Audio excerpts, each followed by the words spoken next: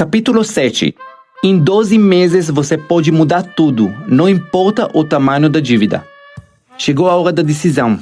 Sim, já aprendemos as regras do jogo. Discutimos a diferença entre a mentalidade de cada classe social, como empatar o jogo e quitar as dívidas, e chegamos à conclusão de que para conquistar a liberdade financeira precisamos adotar a mentalidade dos ricos e construir nossos royalties e lucros. Neste momento você tem o poder de escolher entre tomar uma atitude e colocar em prática tudo o que aprendeu ou ficar paralisado.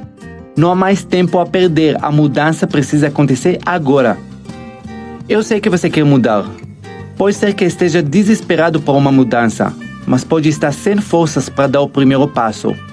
Pode ser ainda que esteja diante do pior inverno financeiro, que pareça não ter fim, e se questiona se realmente é capaz de ter a tão sonhada liberdade financeira.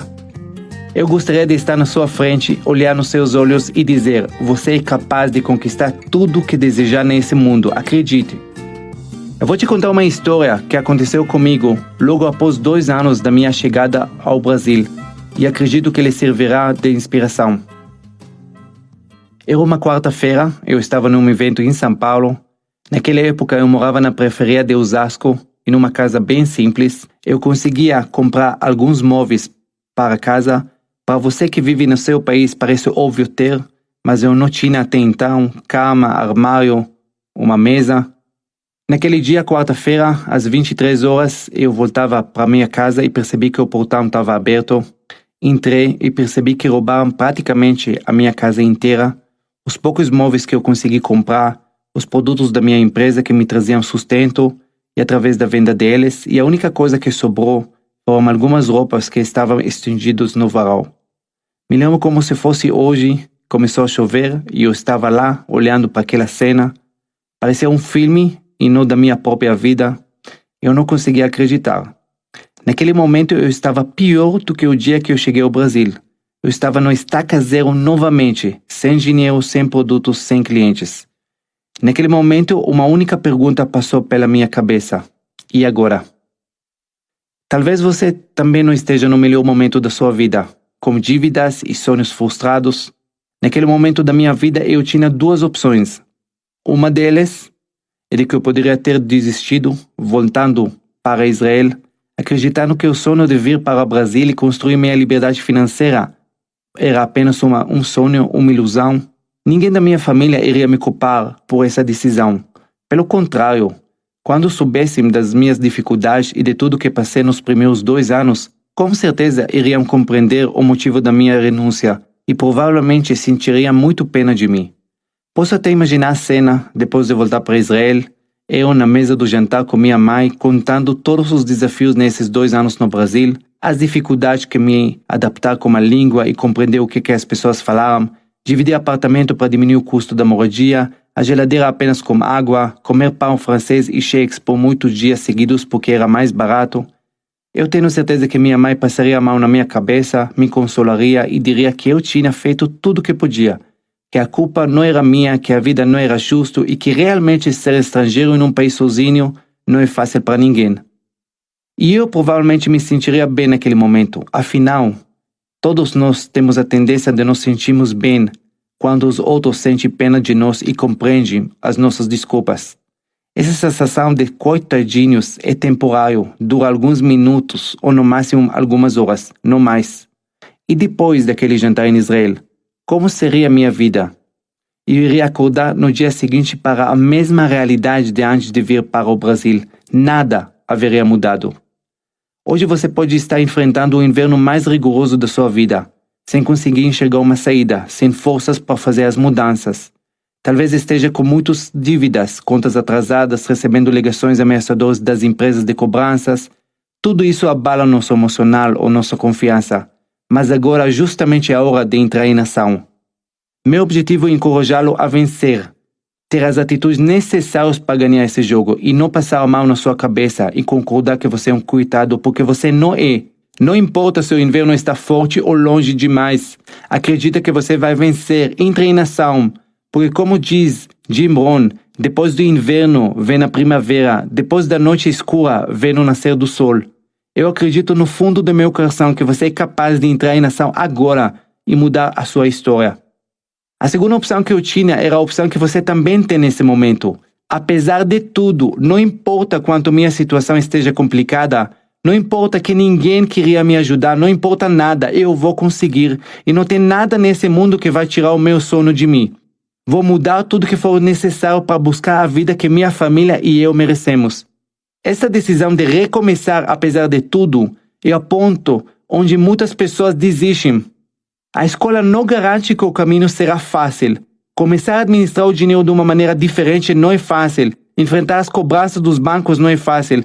O caminho da mudança muitas vezes será recheado de novas provas e até de muita desaprovação da sua família e da sociedade. A única maneira de chegar à luz será passando por todo esse caminho escuro.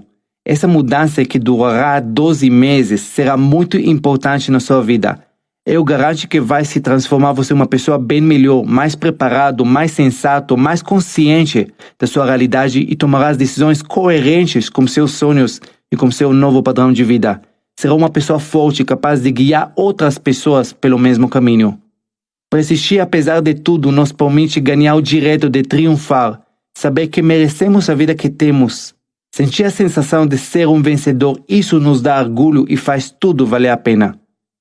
A sensação de pena dura alguns minutos. O orgulho de si mesmo dura para sempre.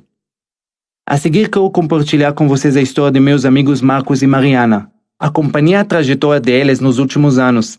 Presenciei o pior inverno na vida deles, mas também tive a honra de fazer parte da recuperação e do caminho deles para a liberdade financeira. Eu, Marcos e minha esposa moramos em Sorocaba e éramos empresários com uma clínica de fisioterapia que atendia 150 pacientes por dia e empregava 19 funcionários.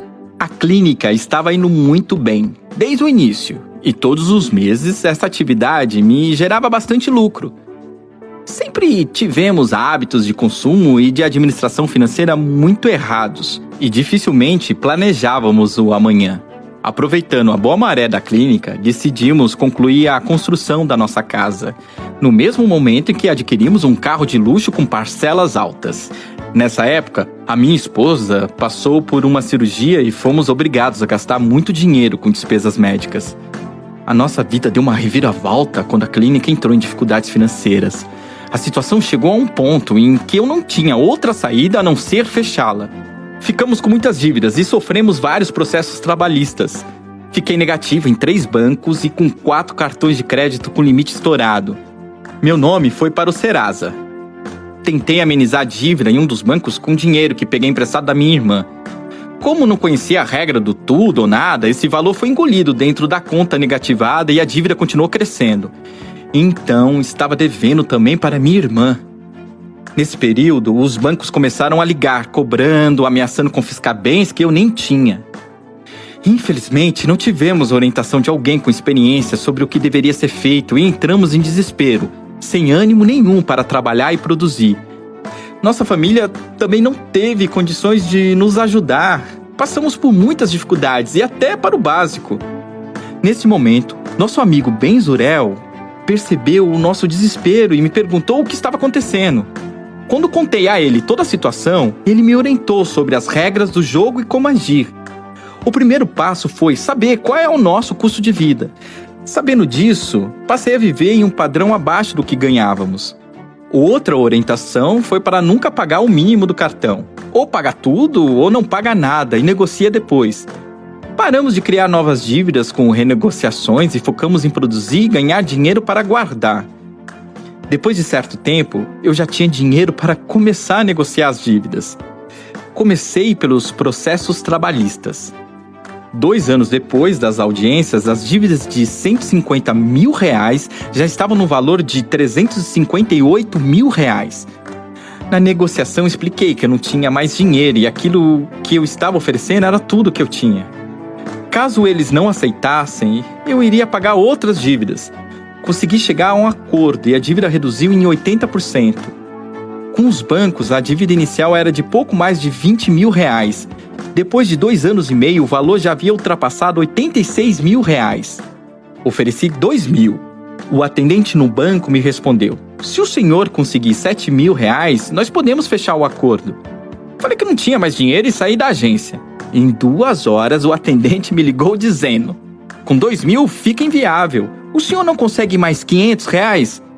Voltei para a agência e quitei a dívida. Assim comecei a negociar com os outros bancos e cartões de crédito e quitei um por um. Não foi fácil. Fiquei com o nome sujo, sem crédito, mas aprendi a comprar tudo à vista. Demorou um tempo para resolver tudo, mas de 2 anos para cá já reformei minha casa que ficou 6 anos abandonado e no mês passado comprei um carro importado. Só que desta vez paguei à vista. Compartilhar essa história para você ter certeza que não importa como está a sua situação hoje. Coloque em prática os ensinamentos deste audiolivro e daqui a alguns tempos você poderá compartilhar sua história e inspirar outras pessoas a vencer exatamente como você.